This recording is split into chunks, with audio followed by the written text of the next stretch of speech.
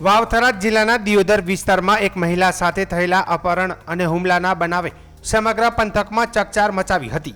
જો કે ઘટનાની જાણ થતાં જ દિયોદર પોલીસે ઝડપી કાર્યવાહી કરીને ગણતરીના કલાકોમાં તમામ આરોપીઓને ઝડપી પાડી કેસનો ભેદ ઉકેલી નાખ્યો હતો।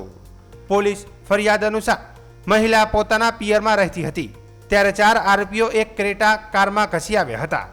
આરોપીઓએ મહિલા અને તેના પરિવારના સભ્યો સાથે ઉગ્ર બોલાચાલી કર્યા બાદ પાઇપ અને લાકડીઓ વડે હુમલો કર્યો હતો। હુમલામાં કેટલાક લોકોને ઈજાઓ પણ પહોંચી હતી। આરોપીએ ત્યારબાદ મહિલાને તેની ઈચ્છા વિરુદ્ધ બળજબરીથી કારમાં બેસાડી અપહરણ કર્યું હોવાનું પણ સામે આવ્યું છે। મહિલાને પ્રથમ નસરતપુરા લઈ જવામાં આવી હતી અને બાદમાં અન્ય સ્થળોએ ફેરવી જાનથી મારી નાખવાની ધમકીઓ આપવામાં આવી હોવાનું ફરિયાદમાં નોંધાયું છે। ઘટનાની ગંભીરતા સમજી દિયોદર પોલીસે તાત્કાલિક તપાસ શરૂ કરી હતી। પોલીસ ટીમે ટેકનિકલ સર્વેલન્સ બાતમીદારોને સ્થાનિક માહિતીના આધારે આરોપીઓની હિલચાલ પર નજર રાખી હતી।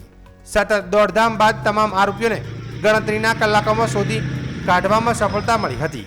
આ કેસમાં શંકરભાઈ રાજાભાઈ ચૌધરી, પરેશભાઈ રાજાભાઈ ચૌધરી, કમલેશભાઈ વિરણભાઈ ચૌધરી, હરદાસભાઈ ચૌધરી સામે ગુનો નોંધવામાં આવ્યો છે।